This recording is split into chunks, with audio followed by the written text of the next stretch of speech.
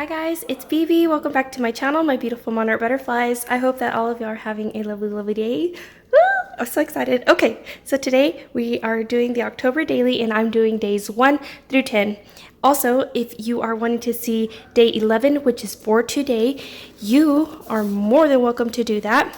So for day 11, we've got Friendly Quail, so be sure and check her out, you guys, because each person has a specific day that they will be working on a prompt. And here is the list of prompts. I also forgot to mention that these are the creators for the month of October.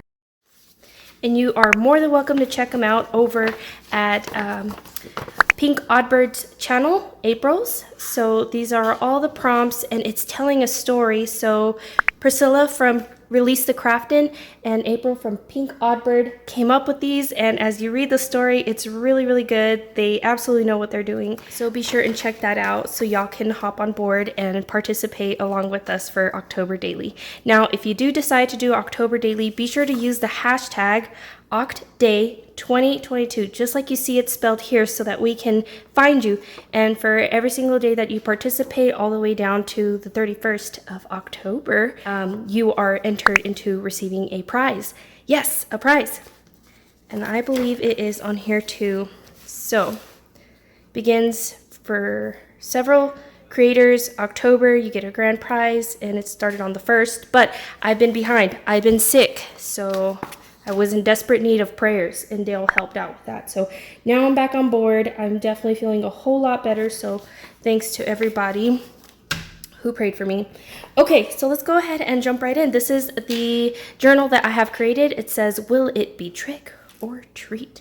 I created it out of scraps on the cover, and then I used a Martha Stewart magazine to create this kitty cat here. I wanted it to look like it's from a lantern, and then this is from a rug that my mother-in-law gave me, and then some beads that were gifted to me from Cara and Crystal over at Vividly on Paper in Karamia's Corner. All right, let's go ahead and jump right in and show you my prompts 1 through 10. Also, my day to show my prompts as well, like create with you guys, that will be on the 17th and the 30th. So be looking forward to those videos. Here we are. Sorry if I'm like talking really fast. I'm running out of time. I have placed some of my prompts in here that I haven't done yet. This one's supposed to be for today, but I will let you guys go ahead and view the one for the 11th, Friendly Quail. I'm so scatterbrained, so sorry. Okay, so the first day it says, you receive a mysterious letter in the mail. Inside, a copy of the will of an unknown relative, the deed to a house, and a set of keys. All right, so mine is fairly simple. I used and recycled a envelope that we received in the mail. I used a little wax seal and some vintage ledger with a stamp here, a faux stamp with some dragonflies, and it says confidential. I was gonna put open if you dare, but I didn't think it would fit, so I just left it as is. And here are the keys. I kind of don't want to read this out, but then I feel like I kind of have to because it goes with the story. So let's go ahead and read it. It says, hello, my dearest Bianca. I know this letter may come to you as a shock, but I feel as though my time has come to not only be forthcoming about a huge secret I've been keeping, but to also reveal my identity. By the time you read this, I will have crossed the veil. Inside this envelope, you will find my will and keys to the following address. I didn't put the address because I still haven't thought of one yet. It says, once inside, you will discover a huge part of our family's lineage. I feel truly honored to grant you this deed and all of my inheritance to my very much loved home, along with all its secrets. I wish I would have had the pleasure of meeting you. Please take care. Love and sincerely, Abuelito Ramon. So I actually did in fact use my real grandpa's name on my mama's side. So I just thought I would add a little special touch to the story. So let's go ahead and flip to the next page. The next prompt reads, following the directions in the letter, you head to the location of the house. What does it look like? And so I have taken my map paper to follow the instructions, my envelope you can see there, and I will go ahead and read my second prompt. I set out to find my grandpa's house, following the directions on the map. Not wanting to travel all alone, I brought a riding buddy, my house cat, Boots. He despises car rides, but I figured since the house would be mine, I'd stay there a couple of days to get acquainted to it and get Boots ready for our new home. With the strange letter sitting in the passenger side, the word secrets crossing my mind. I guess I'll have to wait and see what he meant by that. Once we pulled up to the house, it looked to be something like out of a movie. It was a 2-story house with a good amount of windows, a large yard, and a cute porch. There were tons of gourds, pumpkins, and spiders surrounding the old house. Oops, I had y'all out of frame a little bit. I'm gonna see if I can zoom y'all in just slightly. There we go. I heard a small shuffle in a tree and turned my attention up to it. There sat a large, dark owl with a black raven-like appearance, perched on a branch. It was staring down at me and Boots with its massive eyes. Quickly, it flew off, startling the two of us. How strange. Once the owl flew away, pitch darkness overcame the property. Its appearance no longer felt welcoming. The golden leaves now looked black, and the air even felt colder. I drew my attention to a lantern sitting on the porch near the rocking chair. Removing all of the cobwebs, I lit the lantern and reluctantly decided to browse around the front of the house. Then I followed the direction in which the owl flew away to.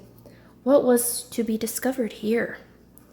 So there you can see my little envelope, my letter, the owl that is looking back at us on the branch, the porch, which I love porches. All right, let's move on to the next prompt. I'm shaking. I'm so nervous. I'm not good at stories. So I was like, how is this going to work for me? But it made me think creatively, out of the box. It says, you decided to look around the expansive grounds. What does the yard look like? What stands out? So I'm going to let you look at those pictures. You can see my lantern and my cat Boots, which Boots is a real cat in real life. He is at my parents' house, but he's still mine. All right, here we go. Prompt number 3. Making our way towards the side of the house, the owl favored. Making our way towards the side of the house that the owl favored, there it was again, standing on a tombstone. The ground looked to be freshly moved. I looked back up at the owl as if to tell it I understood what it was trying to tell me. There lay my grandpa. As I raised my lantern, I noticed there were several more beside his. It's only the first day, and I already feel this is a lot to take in. I rested my hand on my grandpa's tombstone and softly said, I'm here, Grandpa. I have made it. And so this is what I wrote my little prompt on. Enter if you dare. Here we go. Alrighty. We're on the 4th prompt now. This is just a picture of a frog because it looks spooky, All right. So here we are on prompt 4. It says, you work up the nerve to go inside the house. What's the first thing that you notice? I have wrote, so many questions ran through my mind. Maybe there would be more answers for me inside. Back up on the porch, I make my way to the front door. It's slightly ajar. Could someone be inside? Maybe squatters? Perhaps some mischievous teenagers. It's a moment like this that I wish Boots wasn't a cat, but a dog, to protect me, just in case something goes wrong. I push open the door, expecting to see the house vandalized or furniture missing. Instead, I see tons of leaves scattered throughout the living room, some even pouring out from the black chimney. The house looked untouched, except for the pumpkins that were so purposefully placed on the living room coffee table. The room felt cold but homey at the same time. Must be just me admiring the chimney. I turned to look at Boots and gestured to the fireplace with my head. Should we light it? Boots meowed in agreement. As I prepared to light the fireplace, the living room door flew open and made my heart jump. For a second there, I thought someone was helping themselves in. I tried to calm Boots down since he took off running further into the house. I yelled out to him to let him know that everything was okay. Locking the front door shut, I could tell it was far beyond repair and needed replacing. All right, so moving right along. Oh, I'm getting nervous. Okay, next one, it says, you see a portrait hanging on the wall of your relative. Tell us about them. How did they look? Okay, here we go. That's him. Okay, once I quickly light the fireplace, I make my way down the hallway hoping to spot Boots. The sconces flicker occasionally except for one. Intrigued by that one sconce, I walk up to it and realize it holds a large frame just beside it. It's my abuelito Ramon's picture. I had never seen him before, but I knew it was him because of the tiny plaque just below it. The way he smiled in the picture felt warm and welcoming. The look in his eyes were kind. In his left hand, he wore a wedding ring. I wonder who he married after separating from my grandmother. He looked happy. He sported a black studded leather jacket and white sombrero in front of a simple white background. I see where I get my eyes from. He also looked very proud of his bushy mustache. I'll bet he was a cool gentleman. All right, and then we move over to prompt 6. It says, suddenly you hear a spooky sound. Describe what you think it was. There it is again, you guys. Y'all hear it? It says, once again, I'm interrupted by another sound. I call back out to Boots. I clear my throat, realizing that I can hear my own fear in my voice. Boots not being by my side made me feel alone. Putting my fears aside, I go and search for Boots and that strange sound. What a roller coaster of emotions this house has brought out. I've been feeling uneasy since I set foot here. There's that spooky sound again. Could there be an unwelcomed guest? All right, prompt number 7.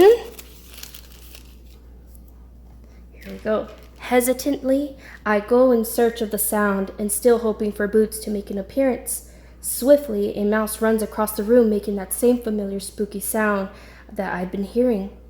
There goes Boots chasing right after it. Silly cat. Instead of hunting mice, I wish he'd accompany me in touring this house. And there's the mice. I did a little collage. Prompt number 7. You take a walk into the next room and see what actually made the sound. What was it? So in my case, it was mice. All right, let's flip out here. I believe that's, yes. It says, thud, thud, thud. You hear footsteps heading upstairs towards the master bedroom, running up the stairs. What do you notice? And I also wrote a little bit for that too. I say a little bit and I'm reading a lot. I'm sorry, I just got carried away. I got really excited as it was starting to come together. Trying to sound authoritative, I yell out, "Hello? Who's there?" As I reach for my empty pocket to grab my phone, I remember I left it in the car. I feel no choice but to give in and demand to know who's here. After all, it is my house. I muster up the courage I have and go up the stairs to face the vagrant. Alrighty, and then here is number 9. It says, no one is in the bedroom when you enter. Once in the room, you notice a giant, creepy tree outside of the window. I'm gonna put this back over here before I forget. So there's the tree. I know I don't look like a tree, but I promise it's a tree. It says, I can hear the winds getting stronger outside. I wonder if a storm is on its way. I can see the bedroom lamp light is turned on in the room. I get a strange shiver once I pass the doorway. No one's in sight. Could I have just been imagining it all? I couldn't have.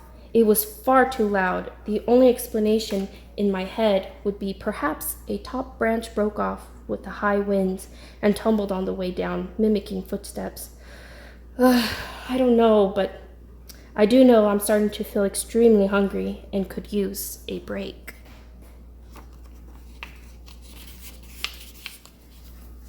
Okay, here we are. It says, next prompt. Sorry, I'm getting a little confused here.